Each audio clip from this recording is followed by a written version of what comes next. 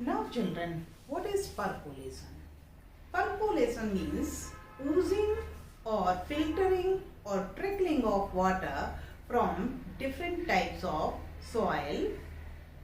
Okay. Now we will see here percolation means filter or ooze gradually, especially through a porous surface. Specially हम कहाँ पे देखते हैं, जो सॉइल की पोरस सरफेस होती है उसके ऊपर से जब अपने पानी डालते हैं तो क्या होता है, धीरे धीरे वो क्या होता है, फिल्टर होता है, ऊज करता है. ठीक है, उसी ऊज करने की प्रॉपर्टी को क्या बोलते हैं, परकुलेशन. और देखते हैं, here percolation means passage of water from the surface into the soil. तो इस तरह से बच्चों हम बोल सकते हैं कि डिफरेंट टाइप्स की सॉइल पे जब हम पानी डालेंगे और उसमें से धीरे धीरे ऊज करेगा, फिल्टर करेगा या ट्रिकल करेगा या रिसेगा. ठीक है, तो उस रिसने के पैसेज को ही क्या बोलते हैं, परकुलेशन. या पानी का रिसना या ऊज करना ही, टपकना ही परकुलेशन बोला जाता है. The rate of percolation can be calculated by using the formula. तो बच्चों हम परकुलेशन रेट को कैसे कैलकुलेट करेंगे, कुछ फॉर्मूला होते हैं. ठीक, इसमें पहला फॉर्मूला ये है, परकुलेशन रेट मिलीलीटर पर मिनट. यानी कि इस परकुलेशन रेट को पानी किस रेट से, किस स्पीड से क्या करता है, फिल्टर करता है या ऊज करता है, टपकता है, उसको हम पानी को, भाई पानी का वॉल्यूम होता है तो हम ml से, मिलीलीटर से मेजर करते हैं, और पर मिनट यानी कि कितने मिनट में वो पानी किस टाइप की सॉइल के थ्रू ऊज हुआ, तो वो हम नोट करेंगे. तो उसका फॉर्मूला ये है, amount of water ml upon percolation rate पर मिनट. ठीक है, फॉर एग्जाम्पल यहाँ पे हमारा वाटर का अमाउंट है 10 ml. ठीक, तो हम यहाँ 10 ml लिख देंगे और टाइम लगा यूज करने में कितना, 5 मिनट. तो हम 10/5 और इसको डिवाइड कर देंगे तो क्या निकल आएगा, परकुलेशन रेट मिलीलीटर पर minute. Percolation of water is highest in sandy soil and least in clay soil. तो परकुलेशन रेट बच्चों आपको पता है, 3 तरह की सॉइल हमारी होती है, क्लेई, लोमी और सैंडी सॉइल. तो सबसे हाईएस्ट जो परकुलेशन रेट होता है वो सैंडी सॉइल में होता है और सबसे कम क्लेई सॉइल में. ऐसा क्यों होता है, क्योंकि उसके पार्टिकल्स एकदम पास पास में होते हैं, किसके, क्लेई सॉइल के, इसलिए उसमें सबसे कम, यानी कि सबसे कम पानी टपकेगा. आप ये अपने आप एक्सपेरिमेंट करके भी देख सकते हो. और सैंडी अगर सॉइल हमने ले लिया तो वो सैंडी सॉइल के पार्टिकल्स कैसे होते हैं, दूर दूर होते हैं, यानी कि उसके पार्टिकल्स के थ्रू क्या है, पानी फटाफट टपक जाएगा, यानी कि उसमें पोर्स ज्यादा होते हैं. तो बच्चों ये है percolation.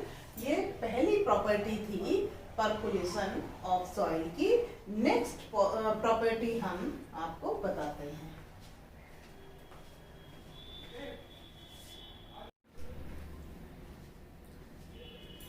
Next property of soil is moisture in soil. Moisture means nami. Okay. A part. Soil absorbs water and also holds water. Soil क्या करता है, पानी एब्जॉर्ब करता है और पानी को होल्ड करके भी रखता है. In it. ठीक है, तो सॉइल की खास बात है कि सॉइल पानी को एब्जॉर्ब भी करता है और उसको होल्ड करके भी रखता है. Which is known as moisture.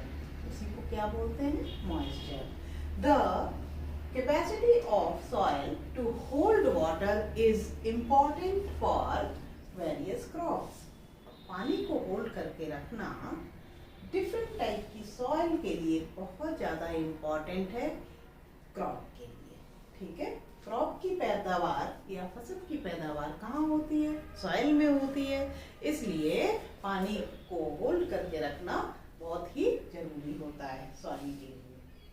Percentage next B part, इसके बहुत कई पार्ट्स हैं, तो हम आपको ये बता चुके, ये वाला बता रहे हैं। Percent of moisture in soil, take 100 gram of soil and dry it in the sun for 2 hours। 100 gram soil लीजिए मेजर करके और उसको 2 घंटे के लिए सनलाइट में ड्राई कर दीजिए, यानी कि उसका मॉइस्चर उड़ा दीजिए। वे द ड्राई सॉइल, अब जो हमने मॉइस्चर को उड़ा दिया सनलाइट में, उस वाली सॉइल को क्या करेंगे? वे करेंगे, मेजर करेंगे, नापेंगे। Apply the formula to calculate percentage of moisture।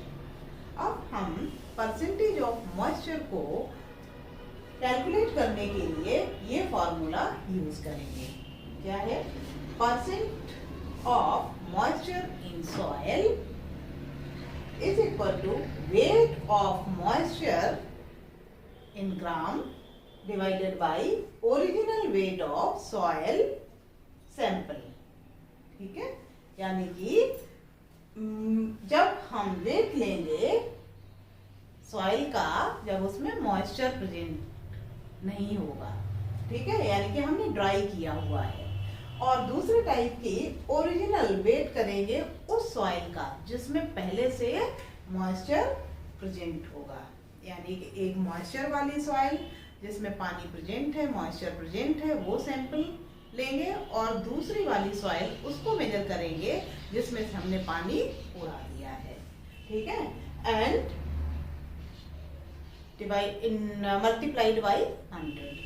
तो इसको wait of moisture divided by original weight of soil sample that will be multiplied by 100। इस तरह से क्या निकल जाएगा? Percent of moisture in soil. Next property,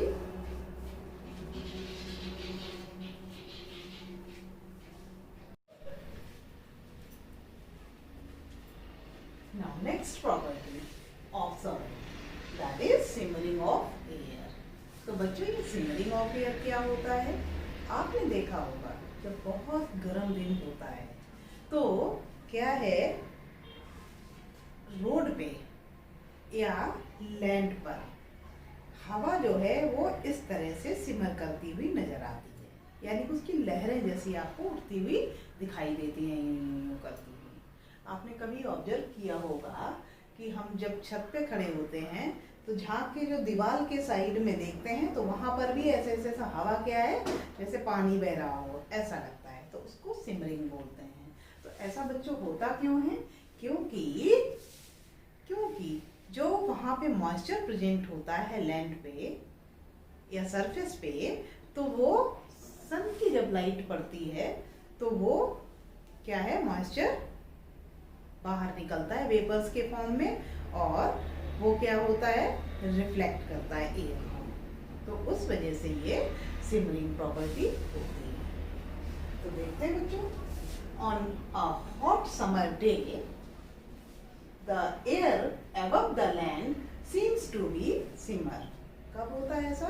जब बहुत गर्म दिन होता है तब आपको लगता है कि लैंड सिमर कर रही है, वो क्या है, ऐसे ऐसे क्या है, लहरें जैसी बना रही है, तो उसी को सिमरिंग बोलते हैं। It happens because the vapors coming out of the soil। ऐसा क्यों होता है? क्योंकि वहां से सॉइल से वेपर्स निकल के बाहर आती हैं, रिफ्लेक्ट द सनलाइट, और क्या करती हैं, सनलाइट को रिफ्लेक्ट करती हैं, and the air above the soil seems to simmer. तो इस वजह से जब सनलाइट रिफ्लेक्ट होती है तो एयर ऐसा प्रतीत होता है कि वो सिमर कर रही है। Now percentage of water absorb can be calculated by, अब जो पानी एब्जॉर्ब किया है सॉइल ने उसका परसेंटेज भी हम कैलकुलेट कर लेते हैं इस फॉर्मूले से। कैसे? Percentage of water absorb is equal to amount of water absorb in ml upon amount of soil in gram into 100। तो इस तरह से हम क्या है, कितना परसेंटेज एब्जॉर्ब किया सॉइल ने वाटर, उसको हम निकाल लेंगे इस फॉर्मूले के through.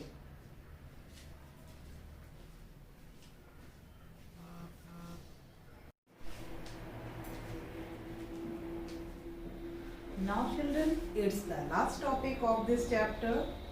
Now we will cover soil erosion. What is soil erosion? यानी कि मिट्टी का अपर मोस्ट लैंड से हटना।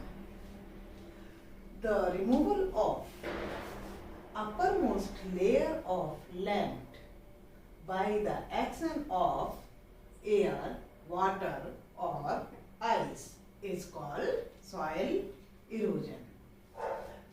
तो बच्चों, ये सॉइल इरोजन है, मिट्टी का हटना या मिट्टी का कटना किसकी वजह से होता है? ये होता है ज्यादा पानी फ्लड आने से, या एयर या विंड फ्लो होने से, हवा के साथ तेज मिट्टी बह जाती है, और या आइस मेल्ट होके पानी के बहाव के साथ में ये पूरी मिट्टी एक जगह से दूसरी जगह पे पहुंच जाती है। It occurs due to less और नो सरफेस वेजिटेशन। ये ऐसा क्यों होता है? क्योंकि जहाँ पे पेड़ नहीं होते हैं, वेजिटेशन नहीं होता है, वहां पे ये मिट्टी जो एक जगह नहीं रह पाती। क्यों? क्योंकि जो प्लांट्स हैं या वेजिटेशन की रूट्स होती हैं वो मिट्टी को होल्ड करके रखता है, और मिट्टी किसके साथ में? जड़ों के साथ में वहीं पे सेट बनी रहती है। प्रिवेंशन यानी किसकी रोकथाम कैसे करेंगे? सॉइल इरोजन से बहुत नुकसान होते हैं, वेजिटेशन हो नहीं पाएगा, डिजर्टिफिकेशन हो जाता है, जंगल के जंगल कन्वर्ट हो जाते हैं। तो किसमें? डेजर्ट एरियाज में।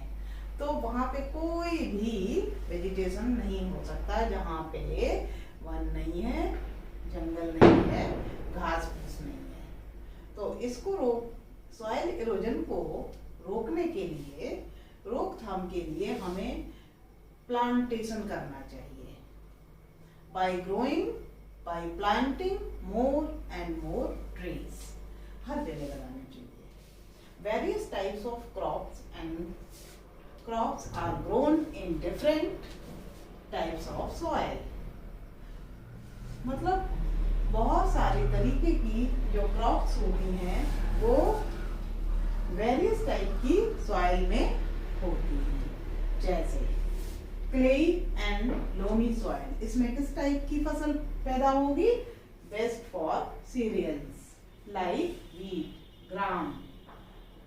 Such soil are good at retaining water. इसमें पानी रिटेन करने की कैपेसिटी अच्छी होती है, और बेस्ट होती है अनाजों के लिए, जैसे wheat, gram, ऐसी फसलों के लिए।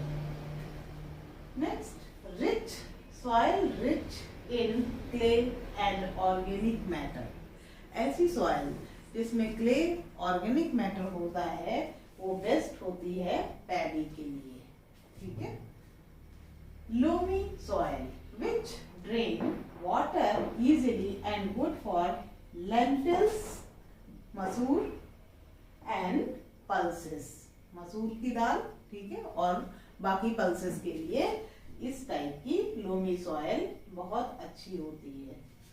सैंडी, लोम और लोम, तो एक ये भी टाइप की सॉइल है। Suitable for cotton crop. Cotton crop के लिए, कॉटन की फसल के लिए सैंडी लोम या लोम सॉइल अच्छी रहती है।